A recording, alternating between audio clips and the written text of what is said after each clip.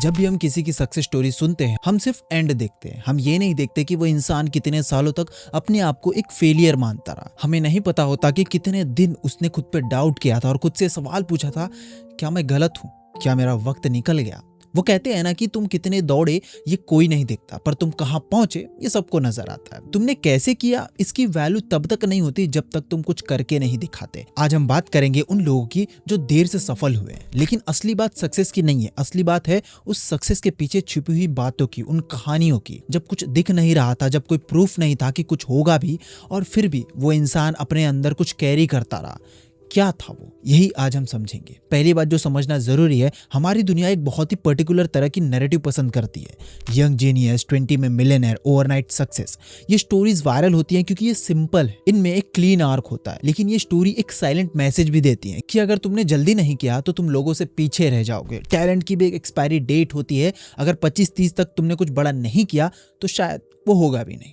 ये मैसेज, ये एक झूठ है, लेकिन ये झूठ इतनी बार रिपीट हुआ है कि बहुत लोगों के अंदर एक सच की तरह घुस गया है। और जो लोग लेट सफल होते हैं उनकी सबसे बड़ी जंग इस सोसाइटी के साथ नहीं होती, उनकी सबसे बड़ी जंग अपने अंदर के उस आवाज के साथ होती है जो रोज कहता है तुम्हारा टाइम निकल गया। अब एक बहुत ही इंपॉर्टेंट साइकोलॉजिकल पैटर्न समझते हैं जिसे संक कॉस्ट आइडेंटिटी कहते हैं। नाम थोड़ा कॉम्प्लिकेटेड है लेकिन आइडिया बहुत सिंपल है। सोचो, तुमने अपनी जिंदगी के कई साल किसी एक काम, एक करियर या एक सपने को दे दिए और फिर एक दिन लगने लगा कि शायद ये काम कभी सक्सेसफुल होगा ही नहीं। बाहर से देखने वाले आसानी से कह देते हैं तो छोड़ दो, कुछ और कर लो ना। लेकिन अंदर से ये इतना आसान नहीं होता, क्योंकि इतने सालों में वो काम सिर्फ तुम्हारा काम नहीं रहा, वो तुम्हारी पहचान बन जाता है। और तुम सिर्फ वो काम नहीं कर रहे होते, तुम खुद को उसी काम से पहचानने लगते हो। इसीलिए जब कोई कहता है इसे छोड़ दो तो सिर्फ एक प्रोजेक्ट छोड़ने की बात नहीं होती। ऐसा लगता है कि जैसे तुम अपने एक हिस्से को छोड़ रहे हो, जैसे इतने सालों की मेहनत, उम्मीद और पहचान एक साथ खत्म हो जाएगी। इसीलिए बहुत बार लोग किसी सपने को इसलिए नहीं पकड़े रहते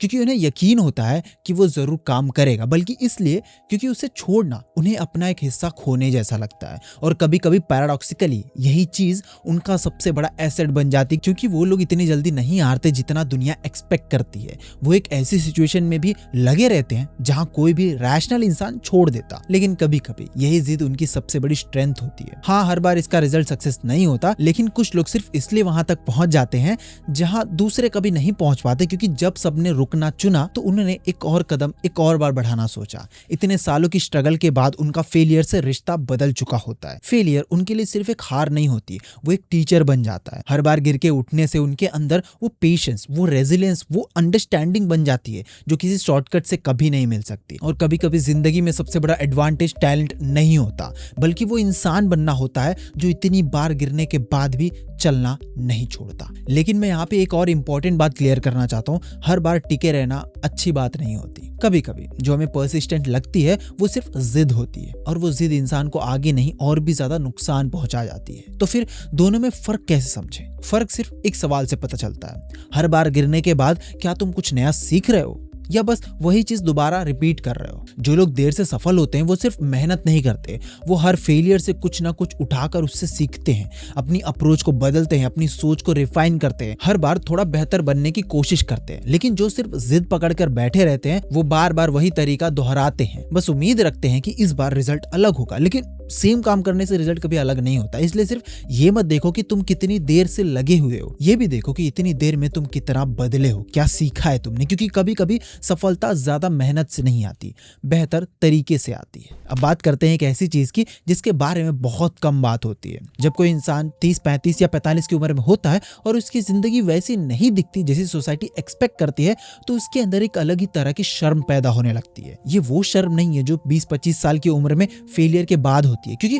उस उम्र में लोग कहते हैं कोई बात नहीं, अभी तो पूरी जिंदगी पड़ी है, तुम फिर से ट्राई कर सकते हो। लेकिन जब उम्र बढ़ जाती है, लोग शायद ये बात मुंह से नहीं बोलते, लेकिन उनकी नजरों में एक अलग ही सवाल दिखने लगता है, अभी तक सेटल नहीं हुआ। और कभी कभी ये एक सेंटेंस बोले बिना भी महसूस हो जाता है। हर फैमिली फंक्शन में, हर स्कूल या कॉलेज रियूनियन में, हर बार जब कोई कैजुअली पूछता है आजकल क्या कर रहे हो, एक शर्म सी महसूस होती है। और हम ये सब इसीलिए हम लोगों से मिलना अवॉइड करने लगते हैं। उस इंसान के लिए सिर्फ एक नॉर्मल सवाल नहीं होता, कभी कभी ये उसकी सबसे बड़ी इनसिक्योरिटी को ट्रिगर कर देता है और धीरे धीरे वो सिर्फ अपनी स्ट्रगल से नहीं, लोगों की एक्सपेक्टेशन के बोझ से भी लड़ने लगते हैं।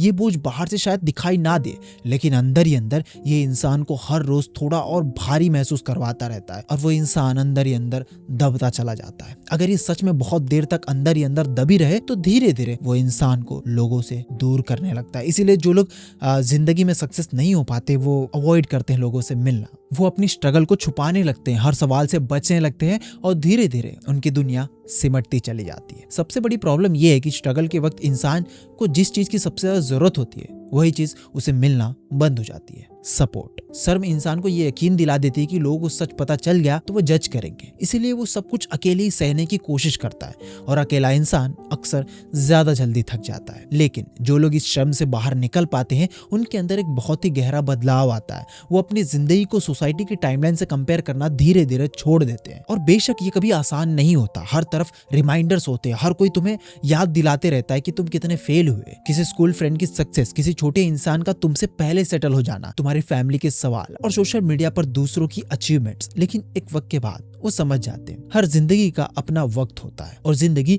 एक रेस लगनी बंद हो जाती है। और शायद सबसे बड़ी आजादी यही होती है जब तुम अपनी जिंदगी को किसी और की घड़ी से नापना छोड़ देते हो। अब बात करते हैं उन लोगों की जो अभी इस फेज में है, जहां हर दिन काम कर रहे हो, स्ट्रगल कर रहे हो, पर कोई प्रूफ नहीं है कि ये सक्सेस मिलेगी भी या नहीं। अगर तुम उस फेज में हो तो कुछ बातें याद रखना। पहली बात, अपनी प्रोग्रेस की कंपैरिजन सिर्फ अपने पुराने वर्जन से करो। ये बहुत सिंपल लगता है लेकिन रोज करना पड़ता है। जब भी तुम्हारा दिमाग किसी और की सक्सेस देखकर बोले मैं कितना पीछे रह गया हूँ, उसी वक्त खुद से एक और सवाल पूछो, मैं 1 साल पहले कहाँ था? मैं 5 साल पहले जैसा था, क्या आज भी मैं वैसा ही हूँ? क्योंकि असली ग्रोथ दूसरे से आगे निकलने में नहीं होती, असली ग्रोथ अपने पुराने वर्जन से आगे बढ़ने में होती है। दूसरी बात, अपनी स्ट्रगल किसी भरोसेमंद इंसान के साथ शेयर करो। शर्म को अंधेरा पसंद होता है। फिर से सुनो, शर्म को अंधेरा पसंद होता है। जितना तुम उसे छिपाते हो उतना ही वो बड़ी होती जाती है। लेकिन जब तुम किसी से सच कहते हो, यार मैं स्ट्रगल कर रहा हूँ, मुझे डर लगता है कि शायद मेरा वक्त निकल गया है, तो उस एक कन्वर्सेशन से बोझ हल्का होने लगता है। कभी कभी